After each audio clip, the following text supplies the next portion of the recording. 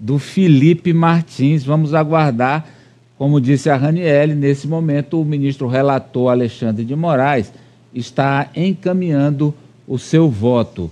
Vamos agora, Ari, trazer o momento em que Luiz Fux, avaliando as preliminares, falou sobre o pleno, que o processo deveria ir ao pleno.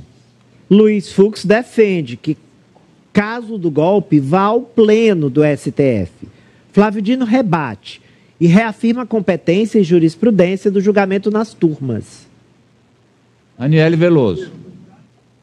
O ministro Luiz Fux reforçou o voto que deu no núcleo 1, né? O núcleo 2 eram as mesmas questões preliminares, praticamente 5 questões, e ele reconheceu que era voto vencido, mas defendeu a sua tese de que esse caso deveria ser julgado na primeira instância, e em caso de ser julgado pelo STF, deveria ser julgado em plenário. Vamos ver o momento em que o ministro faz a sua defesa. Tinha indicação de que a competência deveria ser do plenário. Então, em primeiro lugar, entendi que eles não vão exercer função pública, deveria ser a justiça comum. Mas se eles estão sendo julgados como se ainda exercessem a função pública, a competência deveria ser do plenário. Então, essas razões, não há nenhuma, da minha fundamentação, não há nenhuma. Só lembrando, Amadeu, que os ministros votaram pela manhã e foi votação unânime contra os pedidos da defesa, que pedia, por exemplo, o impedimento e a suspeição dos ministros Alexandre de Moraes, Flávio Dino e Cristiano Zanin. Os ministros argumentaram que esse caso, inclusive, já foi debatido no próprio plenário do Supremo Tribunal Federal.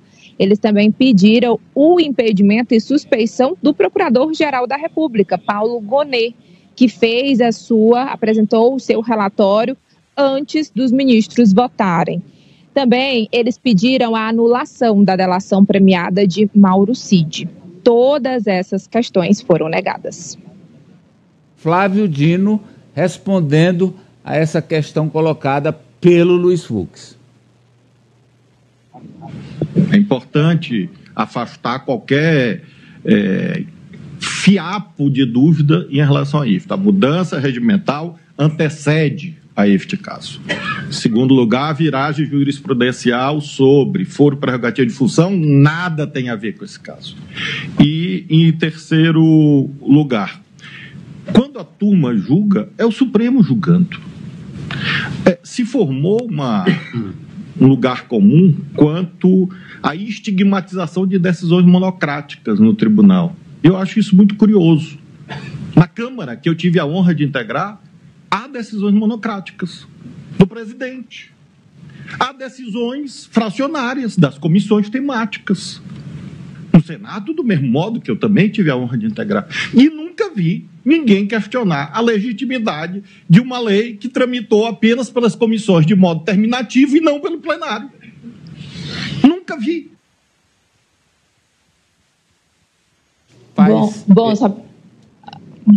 Fala, Raniele. Não, eu só iria contextualizar que o ministro Flávio Dino estava defendendo aí que os casos são julgados na primeira turma porque houve uma mudança aqui no próprio Supremo Tribunal Federal e também uma mudança que foi feita antes desse caso da tentativa de golpe. Então, todos os crimes por tentativa de golpe devem ser julgados pelo Supremo Tribunal Federal. E a competência da primeira turma é por conta do ministro relator e também porque as turmas podem julgar esse tipo de ação. A questão das turmas foi decidida em dezembro de 2023, por maioria do Pleno, inclusive com o voto contrário do Luiz Fux, mas minoritário. Foi 9-2 na época. Professor Vila. Exatamente, é isso mesmo. O ministro Flávio Dino foi muito feliz nos 3 pontos que ele arrolou, né? É que fica essa teoria da conspiração, são tantas, né? No caso agora, que envolve especialmente, porque tudo isso, salvo engano, serão 34 réus, né? Não sei se todos serão aceitos, mas as denúncias. Mas é por causa de o Jair Bolsonaro. Os outros 33 A maior parte das pessoas aí não estão nem aí, né? É por causa do Jair Bolsonaro e do significado disso para o processo político brasileiro. Só que é mais do que o processo político brasileiro, é o processo de defesa das instituições construídas pela Constituição de 1988, pelos constituintes originários, quando a nação se reuniu, e construiu o Estado, ou seja, a nação delegou aos seus representantes a construção do Estado democrático de direito. Por isso que o doutor Ulisses, na promulgação da Carta, a 5 de outubro de 88, diz: traidor da Constituição é traidor da pátria. O pessoal precisa entender o discurso do doutor Ulisses Guimarães. É isso. Então, a questão toda, houve um levante contra a Constituição, e a Constituição é clara sobre isso. Portanto, que não há nem anistia, nem graça, nada disso. Está frente ao processo, devido processo legal, todos têm amplo direito à defesa, o processo não tem qualquer relação com processos anteriores a 1988, qualquer forma discricionária que nós tivemos ao longo da República, não é o caso, né? Está passando pela televisão, os defensores, os advogados hoje eu acompanhei, fizeram um esforço danado, né, para defender os seus clientes, mas a questão parece que a denúncia é muito sólida e, sendo assim, vai ser aceita. Eles terão tempo de defender os seus clientes. E a vida segue. Agora, achar que isso é uma conspiração para que não fosse ao pleno, então foi tudo planejado para resolver isso antes, para daí dizer que o regimento permite. Não, isso é uma enorme bobagem. O regimento do Supremo foi mudado algumas vezes e, nesse caso, um advogado levantou uma questão interessante. Não vale como lei, né? Vale sim como lei. Amarra para nós, Ari.